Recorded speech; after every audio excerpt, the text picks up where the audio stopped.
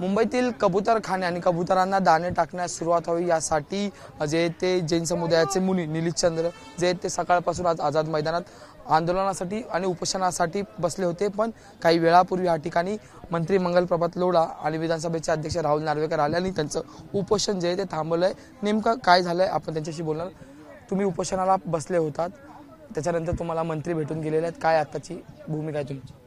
बघा, आदरणीय मंगल प्रभातजी लोढा हे आमचे जैन समाजाचे प्रतिनिधी आहेत आणि राज्याचे मंत्री ते आहेत। माननीय देवेंद्र फडणवीस साहेबांच्या आदेशांनी ते माझ्याकडे आले होते। रात्रीच माननीय मुख्यमंत्र्यांशी माझी फोनवर गोष्ट झाली होती राहुल नार्वेकरांची की मुनीजी आम्ही याचा काही उचित निर्णय काढू, पण मी असंतुष्ट होतो त्या फोनावरून।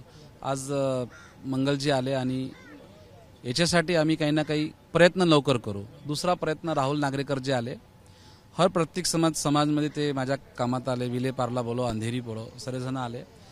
आज पाठिंबा सडा मिळाला। माझी जे खास जे पार्टी राष्ट्रीय जैन सेना पार्टीचे जे संदीपजी भंडारी भी आले आणि बजरंग दलचे कार्यकर्ता आले, लपेशी जाजुदिया भी आले आहेत राष्ट्रीय सनातन संस्कृतीचे।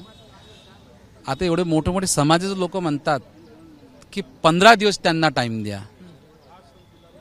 आम्ही शांतीप्रिय, आम्हाला काही मोठं आंदोलन करायचं नाही आहे, प्रेमाने आणि शांतीने करू। तर आम्ही 15 दिवसात माननीय देवेंद्र फडणवीस मुख्यमंत्री आहेत, त्यांच्यावर त्यांचे प्रतिनिधी आले, राहुलजी नार्वेकर साहेब आले, मंगल प्रभात लोढा आले।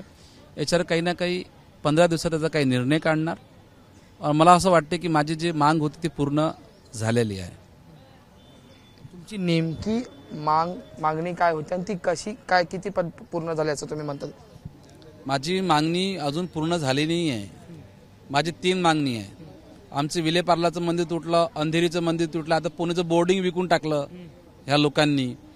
याच्या पुढे असे आरक्षण आमच्या मंदिराला, जसं मुस्लिम लोकांना आरक्षण आहे त्या मुस्लिम बोर्ड आहे, तसं आम्हाला पण सनातन बोर्ड पाहिजे। सनातन बोर्ड म्हणजे जैन म्हणजे सनातनमध्ये आले, हा एक मुद्दा।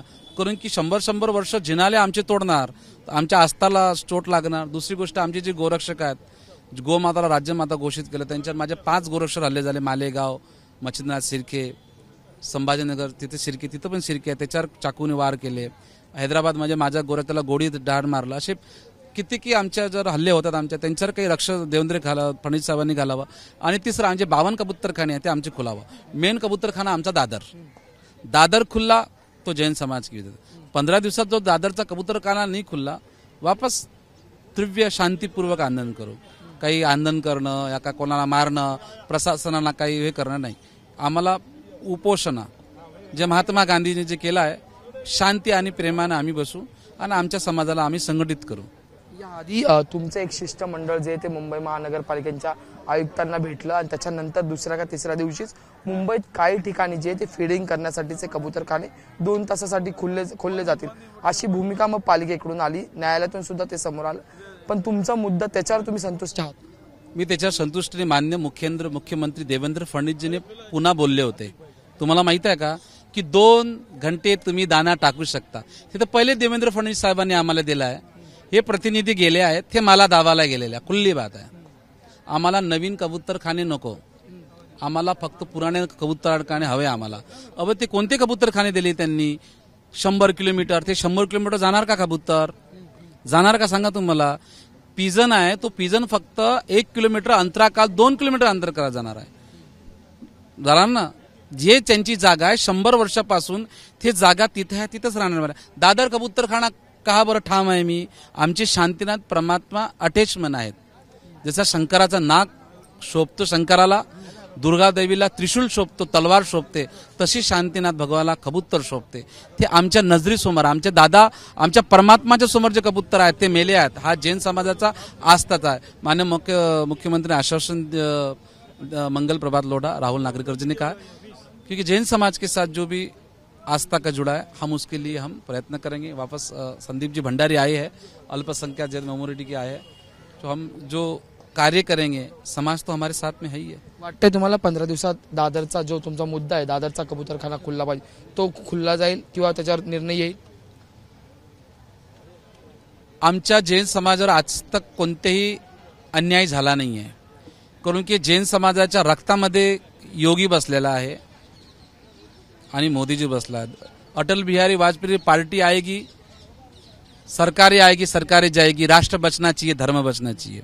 तो योगी जी है तो राष्ट्र धर्म बच रहा है, मोदी जी है तो देश बच रहा है। तो उनकी सरकार के अंदर जैनों के साथ अन्याय नहीं होगा, मुझे नहीं लगता। जर झालं नाही झालं तर तुमची पुढची भूमिका काय असेल?